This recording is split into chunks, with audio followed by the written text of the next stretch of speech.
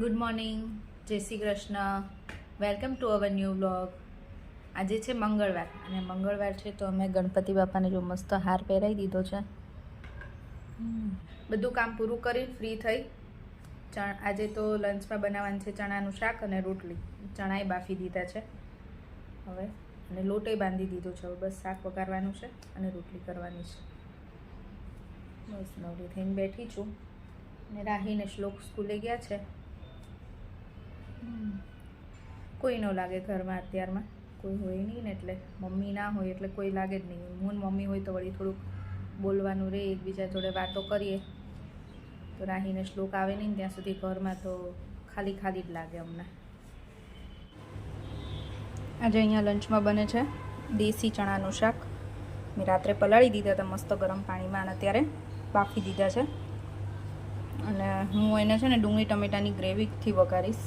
ડુંગળી ટમેટાની ગ્રેવી કરીને વઘારે ને મસ્ત શાક બને. અને વઘારમાં અજમો નાખવાનો. ચલો, અમારું લંચ રેડી છે. મસ્ત ચણાનું શાક, રોટલી, સલાડમાં ડુંગળી અને છાશ. રાહીને શ્લોક આવી ગયા છે સ્કૂલેથી અને જમવાય બેસી ગયા છે. કેમ શ્લોકો? આજ રાહી અમારી જોડે નથી બેઠી, ત્યાં બેઠી છે. શ્લોક ડાયો છે નહીં શ્લોક? બતાવી દો શ્લોક શું બનાવ્યું? સ્ટેન્ડ કહેવાય. શું કહેવાય? પેન મૂકવાનું. બપોરે બનાવતો હતો ને? આ છે ને શ્લોકે બનાવ્યું છે. પેલા બ્લોક્સ આવે ને બ્લોક્સમાંથી સ્ટેન્ડ બનાવ્યું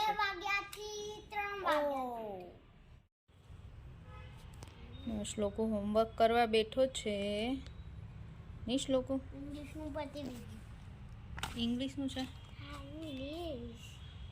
EVS નું પતી ગયું ને? હવે શું બાકી છે? ગુજરાતીમાં શું છે? Answer the following. આમાં જો મેં ડ્રોઈંગ કર્યું.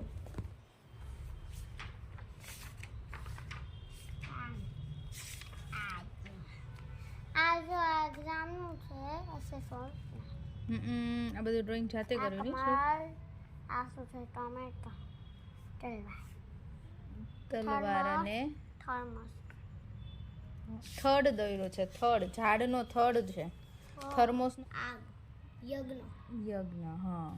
ત્યાં શું ખબર નહીં. ષટકોણ. ષટકોણ. પછી આ શું છે કે? ખબર નથી. સ્કૂલ, ઘર. ઘર, સ્કૂલ ઈ નહીં. આ તે લખ્યું છે શું? ઈ. ઇમારત. ઇમારત ગુજરાતીમાં ઇમારત, આપણે ઇંગ્લિશમાં કહીએ ને બિલ્ડિંગ. ગુજરાતીમાં શું કહેવાય? ઇમારત. અમુક તો ઇંગ્લિશ બોલતા હોય તો ગુજરાતી ન ખબર પડે નહીં શ્લોક કે ઇમારત કહેવાય એમ. કરો, આ જ હોમવર્ક છે ને? કરો ડ્રો ને. કરો. આજે ડિનરમાં બને છે શેઝવાન ફ્રાઈડ રાઈસ. કે રોજ તો શું બનાવું? શાક રોટલી, શાક ભાખરી. મેં લાવો ચલો આજે રાઈસ બનાવી દઈએ, બીજું કંઈ એની જોડે જરૂર ના પડે. એના માટે મેં અહીંયા ભાત બાફીને કાઢી દીધા છે જાળીમાં. અને વેજીટેબલમાં અમે લીધા છે કેપ્સિકમ, ડુંગળી, ગાજર, કોબીજ અને બટેકા. બટેકા ના હોય પણ અમારે આ બટેકા લવર છે ને એમના માટે થઈને બટેકા નાખવા પડે છે. કેમ? જોઈએ, આ વટાણા છે ને, આ વટાણા એમ નામ ખાશે. હું આમાં રાઈસમાં નાખવાની છું થોડાક. કોઈ પણ ગ્રીન કલરની વસ્તુ આમાં જોવે ને, કેપ્સિકમ, પછી વટાણા છે, કોથમીર છે, ગ્રીન કલરનું ન ખાય, એમ નામ ખાય. લાઈટ ગ્રીન તો છે જો. Light green. એમ નામ બધું ખાય કાચું. આપણે નાખીએ ને એમાં ન ખાય. એવું છે આ છોકરીને. કંઈ નહીં, ખબર પડશે ત્યારે ખાશે. પછી શું કરું? કેમ છોકરી? હવે બનાવવાનું ચાલુ કર. તો કરું જ છું. જો તેલ મૂકી દીધું છે. તો આ નાખીશ ક્યારે? તેલ ગરમ થાય એટલે એમાં પહેલાં શું નાખવાનું? વેજીટેબલ્સ. આદુ અને લસણ. ये तारी किचन में ઓકે, તેલ આવી જાય એટલે પહેલાં આદુ લસણ નાખીને ડુંગળી અને કેપ્સિકમ નાખવાના. થોડા સતળાઈ જાય પછી બાકીનું બધું વેજીટેબલ નાખીને એને એમના ખવા દેવાનું. સાંભળ્યું? જો મેં આમાં છે ને આદુ અને લસણની પેસ્ટ વઘારમાં નાખી, પછી ડુંગળી અને કેપ્સિકમ નાખ્યું અને એ ડુંગળી થોડીક સતળાઈ ગઈ પછી બીજું બધું વેજીટેબલ નાખ્યું છે. હવે આને ઢાંકવાનું નહીં, આને આમ જ ખુલ્લું જ ચડવા દેવાનું. ઢાંકીએ તો બફાઈ જાય.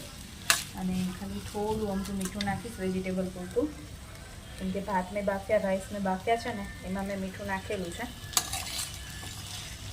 ભાત બાફ્યા છે ને ત્યારે એમાં મેં મીઠું નાખ્યું હતું અને આ થોડુંક વેજીટેબલ પૂરતું થોડુંક જ નાખીશ, કેમ કે પછી બીજા બધા કેચઅપ આવશે ને એટલે એમાં બહુ મીઠાની જરૂર નહીં પડે. હવે આ ચડી ગયું છે થોડુંક એટલે મેં એમાં નાખ્યું છે કેચઅપ, ટોમેટો કેચઅપ અને બીજું છે શેઝવાન સોસ અને સોયા સોસ. બસ આ 3 જ વસ્તુ નાખીશ. આમાં બીજા કોઈ મસાલા એક્સ્ટ્રા નહીં નાખું. ચલો રેડી છે આપણા શેઝવાન ફ્રાઈ રાઈસ. અને અહીંયા કોક ક્યારનું રાહ જોઈને ઊભું છે. રાહીના ફેવરિટ છે ને રાહી, 2-3 દિવસથી કહેતી હતી નહીં. આજે મજા નથી રાહીને. કેમ? આજે છે ને મારા રાહીને શરદી થઈ ગઈ છે. આજે શરદી કાલની થઈ ગઈ છે, કાલ રાતની બહુ શરદી થઈ છે નહીં, એટલે એને આજે મજા નહોતી, મૂડ નહોતી, એટલે મેં કીધું લાવ ચલો એનું ભાવતું કંઈક બનાવીએ ને તો એને થોડુંક ભાવે.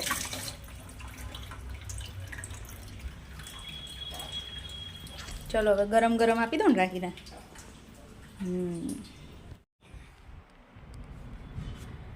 જો શેઝવાન ફ્રાઈડ રાઈસ તો બહુ મસ્ત બન્યા હતા, મજા આવી. રાહીને બહુ ભાવે, એટલે આવી વસ્તુ હોય ને તો રાહી પેટ ભરીને ખાય. શ્લોકને ઓછા ભાવે રાઈસને એવું, રાઈસને ખીચડીને એવું શ્લોક ઓછું ખાય છે, અને રાહીને રાઈસને ખીચડીને એવું બધું વધારે ભાવે.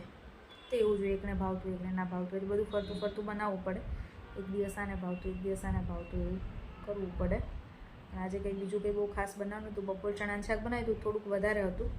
એ પપ્પાને ભાખરી કરી દીધી. પપ્પાએ રાઈસ ખાય, એમને એકલા રાઈસ હોય તો ચાલે, ના પાડતા હતા કે ભાખરી ના બનાવતી, પણ મને એમ થયું કે લાઈ કરી દઉં ને તો થોડુંક સારું રહે, એક ભાખરી ખાય તો. એટલે પપ્પા માટે એક ભાખરી બનાવી હતી અને બસ અમારે તો ખાલી રાઈસ, ચણાનું શાક. એટલે તો મજા પડી ગઈ. ચલો જો ડિનર કરીને તો ફ્રી થઈ ગયા. આજે વહેલા ફ્રી થઈ ગયા છે. કેયુર તો હજી નથી આવ્યા, કેયુરનું બાકી છે, એમને મોડું થવાનું હતું. અને હું જો પાછું છોકરાઓનું થોડુંક ડ્રોઈંગ લઈને બેસી ગઈ છું. અને પપ્પાની અહીંયા ક્રિકેટ ચાલતી હતી, ચાલુ મૂકીને ક્યાંક જતા રહ્યા છે. હમણાં તો રોજ મેચ જોવે છે, પહેલાં કોઈ દિવસ નહોતા જોતા ને હમણાં તો જે ચસ્કો લાગ્યો છે ને તો રોજ જોતા હોય. કંઈ નહીં, એમને ટાઈમ પાસ થાય થોડોક. અને આજે તો અમારે છે ને બાજુના બ્લોકમાં ભજન છે, બા એક્સપાયર થઈ ગયા છે ને એટલે ભજન રાખ્યા છે આજે, તો હમણાં ત્યાં જવાનું છે. કાલે તો મમ્મી આવી જવાના છે, એટલે હવે કાલથી તો મમ્મી આવી જશે. એટલે બહુ બધી વાતો ભેગી કરી હશે આટલા દિવસની, અમારી વાતો જ નહીં ખૂટે. પહેલાં તો અત્યારે નીકળી જવાના છે મમ્મી, એટલે કાલ સવારમાં તો આવી જશે. બસ જો હવે આજનો વિડીયો અહીંયા જ પૂરો કરીશું. ફરીથી મળીશું કાલ નવા વિડીયો સાથે. ત્યાં સુધી બાય બાય, જય શ્રી કૃષ્ણ, ગુડ નાઇટ. અને જો વિડીયો ગમ્યો હોય તો લાઈક કરો, શેર કરો ને સબસ્ક્રાઈબ કરો.